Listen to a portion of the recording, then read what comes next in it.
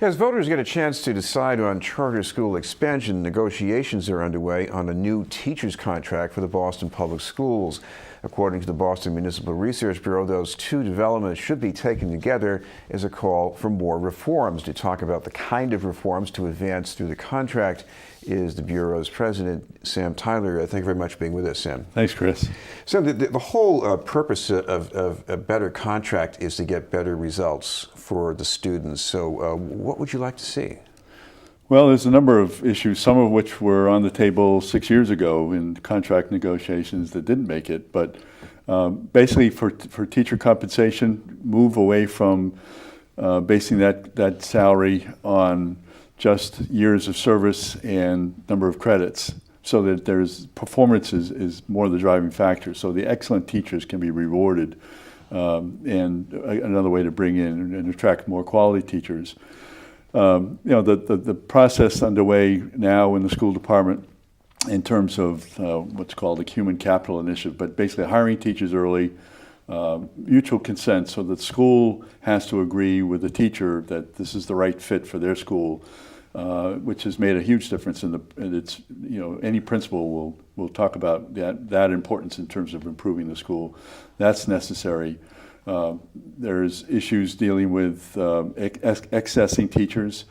Hiring teachers is now done without seniority being a factor, but accessing teachers leaving, seniority is a big play there, and that is counter to the whole purpose of trying to increase quality teachers.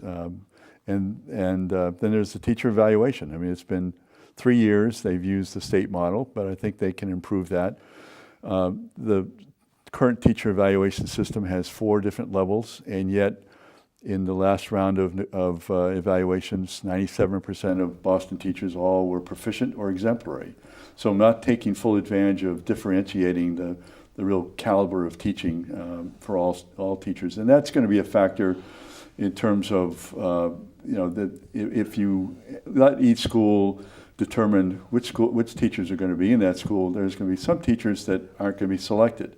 And the school department has kept those teachers, and there's generally start off maybe about 100, but after a time it whittles down to maybe around 60 or less. But these teachers are all placed in teaching situations where they can receive, through observation, more advice to improve their skills, with professional development, but also better evaluate them so that if they're not up to standards, that they can be dismissed and reduce the cost of having these teachers not selected. So and then extended time is important. The mayor did did negotiate with the Boston Teachers Union for a plan that would phase in extended time. It was pretty expensive. 18 schools are now under this program, but there's 125 schools. So, and we talk about, teachers in Boston being well compensated. The average teacher salary is about $90,000. So we shouldn't have to pay, a larger amount for extended time or even compensation. I mean, we want to be fair, but at the same time, it has to be sustainable. So there are other factors, but those are the key factors that we think would make a difference. And I think the principle behind it is that nothing is more effective than improving student achievement than quality teachers in every classroom. And there's enough studies to indicate that. And I think these are changes that we would expect to see in this next contract, and that would then be a success. And as you mentioned, very important because of the ballot question on November 8th that would lift the cap on charter schools, and that could have an impact on the city and its finances. And so Boston needs to show parents that it can be competitive with the charter schools in student achievement, and that's the ultimate goal of this contract. We're talking with Sam Tyler from the Boston Municipal Research Bureau. Sam, one thing has changed already is that the school system has come around to hiring new teachers earlier in the year when there are more to pick from. What do we know so far about what this means for quality and for trying to increase diversity in the schools? I think what we know, and we're just finishing the 3rd year. I think what we know is that hiring teachers early, so the percentage of teachers hired before July 1st has increased to over 80%, and that the quality of teachers is better, and also there's a larger percentage of those teachers who are teachers of color, so that it improves diversity over time. And you know, it wasn't that long ago where it was something like 60% of the teachers were hired, you know, after July 1st. You know, so at least now Boston's competitive with the charter schools, with the suburban schools, in trying to recruit the best teachers, and it has made a difference.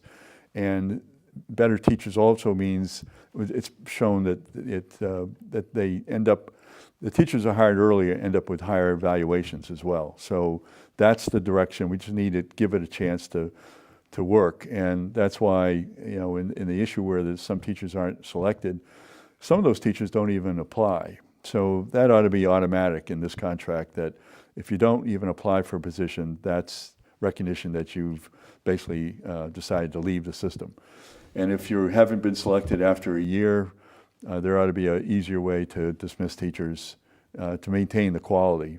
In your report, you also pick up on trying to get quality and retain quality with paraprofessionals too. Right. What would you like to see differently done in the contract? Well, I mean, with teachers, mutual consent means the school and the teacher have to agree. So the school leaders have to agree that this is a teacher that will fit into their school and their program and help make a difference.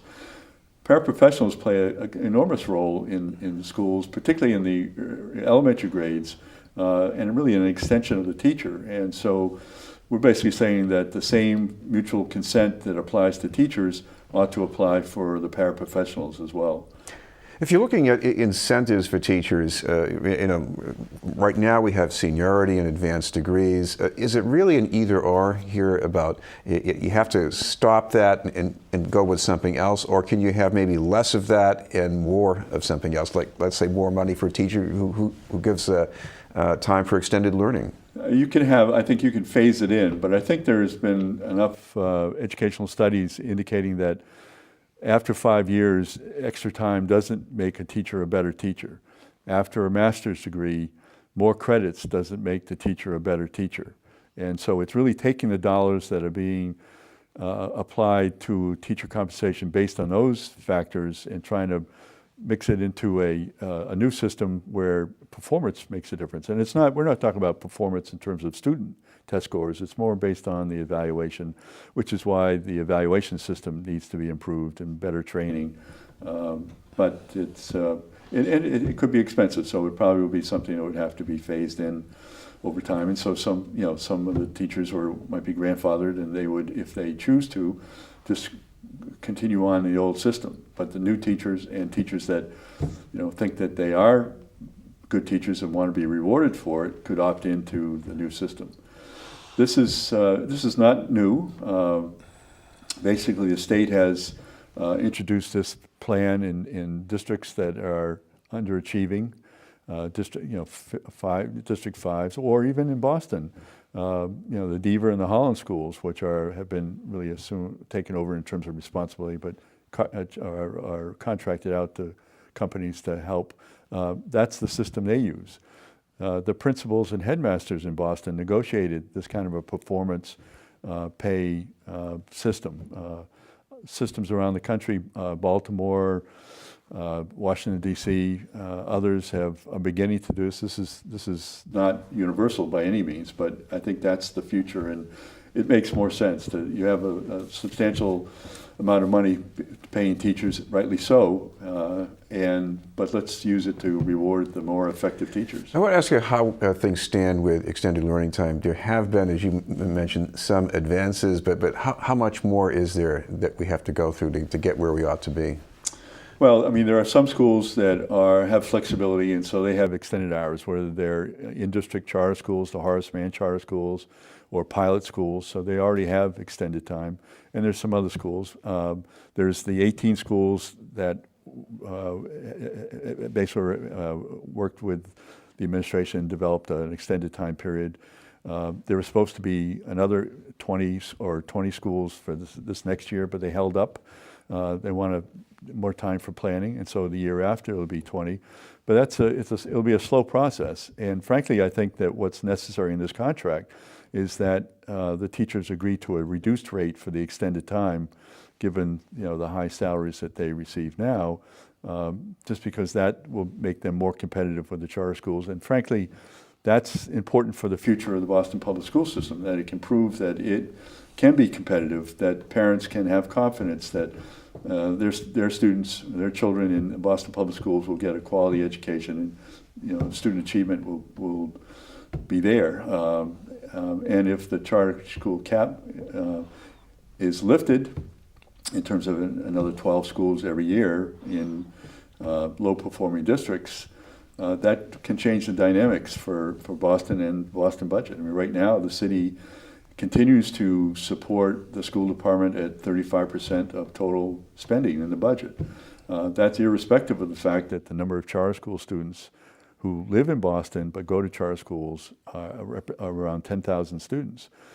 The schools department also needs to address issues like excess capacity and begin to consolidate programs, consolidate schools. That'll take some time, but we need to be able to sort of squeeze out the excesses that make it more expensive so that more dollars can be really allocated to the schools and the classrooms. Thank you very much for being with us. Thank you, Chris. Sam Tyler from the Boston Municipal Research Bureau. In a moment, new public art coming to Roxbury and the Back Bay.